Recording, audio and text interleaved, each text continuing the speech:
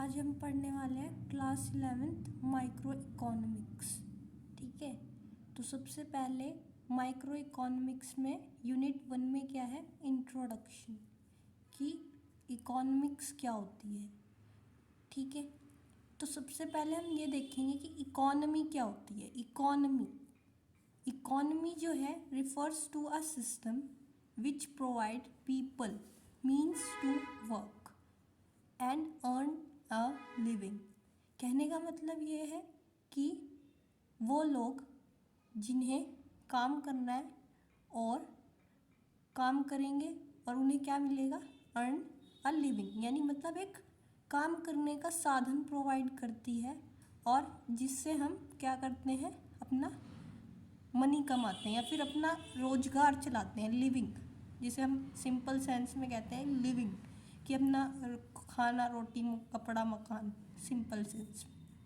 ठीक है, तो इकोनॉमी तो हमें पता चल गया कि इकोनॉमी क्या करती है, हमें वर्क प्रोवाइड करती है और उससे हमें क्या मिलता है, लिविंग, जिससे हम अपना डेली लाइफ की नीड्स को पूरी करते हैं।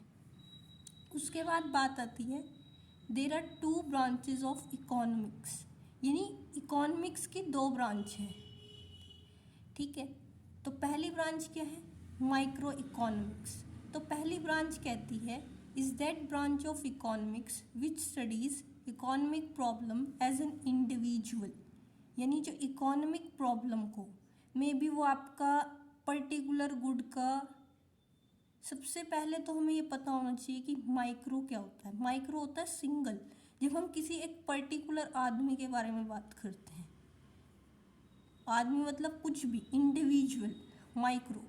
एंड इकोनॉमिक्स क्या है, एक स्टडी है इकोनॉमी की, यानी हमारे घर इकोनॉमी में पैसा कैसे आता है या फिर उस पैसे का सर्कुलेशन कैसे होता है, ये सब चीज़ें। तो is that branch of economics which studies economic problem as an individual, जो सारी प्रॉब्लम्स को एक आदमी, एक पर्टिकुलर इंडिविजुअल के तौर पर देखती है, वो क्या है, micro economics. Here micro means single and economics means study of economy, यानी हम केवल एक पर्टिकुलर आदमी के बारे में बात करते हैं माइक्रो इकोनॉमिक्स में। इसके बाद इसका ऑब्जेक्टिव क्या है। ऑब्जेक्टिव हर चीज़ का कोई एक एम होता है कि क्या फुलफिल करेगी ये हमारी लाइफ में। तो ऐसे ही it aims to determine price of a commodity, यानी इसका क्या काम है कि एक पर्टिकुलर चीज़ का, यहाँ पे भी आ कह दिया है, आ मतलब कि एक सिंगल पर्सन या फिर सिंगल गुड या फिर सर्विसेज की बात हो रही है जहाँ पे। और prices of factors of production, यानी आपका वो prices of factors of production आपने पढ़े होंगे, land, labour, capital and entrepreneur, आपने छोटी क्लासेस में पढ़े होंगे 9th-10th में। ठीक है, अगर मैं एग्जाम्पल की बात करूं कि इसमें माइक्रो इकोनॉमिक्स के क्या क्या एग्जाम्पल हो सकते हैं।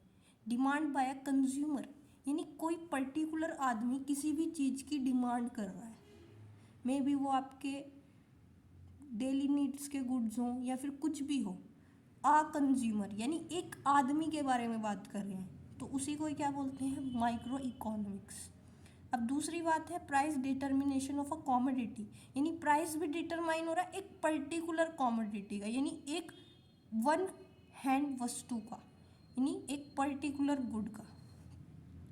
Determination of a cost of a product, यानी यहाँ पे भी हम क्या बात कर रहे हैं, एक पर्टिकुलर प्रोडक्ट की कॉस्ट की, यानी एक जहाँ पे वर्ड आ जाएगा ना तो समझ जाना कि वहाँ पे माइक्रो इकोनॉमिक्स की बात हो रही है। और जब पर्टिकुलर एक इंडिविजुअल के बारे में बात करते हैं तो माइक्रो इकोनॉमिक्स होती है। और ऐसे ही अगर मैं एक पर्टिकुलर गुड की डिमांड की या फिर सप्लाई की बात करूं तो वो भी क्या होगा, माइक्रो इकोनॉमिक्स। ठीक है, अगर मैं इसके बारे में, तो ये समझ आ गया होगा आपको माइक्रो इकोनॉमिक्स का कंसेप्ट। अब हम दूसरी ब्रांच पे चलते हैं। दूसरी ब्रांच क्या है, मैक्रो इकोनॉमिक्स। मैक्रो इकोनॉमिक्स क्या है, आपको सबसे पहले वर्ड पता होना चाहिए मैक्रो का क्या मतलब होता है। मैक्रो का मतलब होता है many, macro means many, and economics मतलब मीन्स स्टडी ऑफ इकोनॉमी, यानी हम किसकी स्टडी कर रहे हैं, इकोनॉमी की। पर वहाँ पे हम एक के बारे में नहीं बात कर रहे, पूरी इकोनॉमी के बारे में बात कर रहे हैं। चलो इसकी डेफिनेशन आती है, is that branch of economics which studies economic problem as an economy as a whole, यानी वो क्या काम कर रही है, पूरी इकोनॉमी को लेके चल रही है। वहाँ पे वो क्या कर रही थी, केवल एक आदमी को के बारे में बात कर रही थी, पर यहाँ पे क्या हो रहा है, पूरी इकोनॉमी चल रही है साथ में। Here macro means many and economics means study of economy. इसके बाद बात आती है ऑब्जेक्टिव की। मैंने बताया था उसका भी एक ऑब्जेक्टिव था, इसका भी एक ऑब्जेक्टिव है।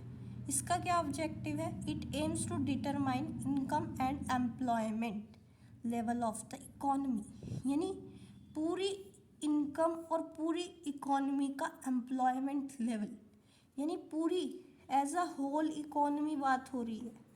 अगर हम इनकम की बात करेंगे तो इनकम क्या है, पूरे कंट्री की इनकम यानी नेशनल इनकम। आप आगे पढ़ेंगे 12th क्लास में कि नेशनल इनकम होती है, और अगर आपने थोड़ा बहुत पढ़ा होगा नेशनल इनकम के बारे में तो 10th में नेशनल इनकम निकालते हैं फॉर्मूला यूज़ करके, तो वो वाली नेशनल इनकम। एंड एम्प्लॉयमेंट बेरोजगारी, कि हमारे कंट्री में कितनी बेरोजगारी है, तो वो भी एक क्या कंसेप्ट है, वो भी एक मैक्रो इकोनॉमिक कंसेप्ट है। इसके बाद हम बात करेंगे इसके एग्जाम्पल्स के बारे में। एग्जाम्पल कैसे, income and employment in the economy, यानी हम इकोनॉमी में कितना एम्प्लॉयमेंट हो रहा है और कितनी इनकम आ रही है।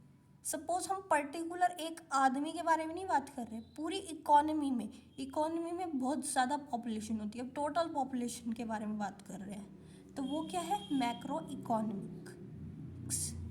इसके बाद हम बात करते हैं टोटल इन्वेस्टमेंट की। टोटल इन्वेस्टमेंट कितना हो रहा है, मे बी वो बाहर से भी हो रहा है टोटल इन्वेस्टमेंट, फॉरेन ट्रेड से हो रहा है, या फिर वो पर्टिकुलर कंट्री का जो प्रोडक्शन हो रहा है उसमें जितना वो इन्वेस्ट कर रहे हैं, तो वो भी एक क्या है, मैक्रो इकोनॉमिक कंसेप्ट है।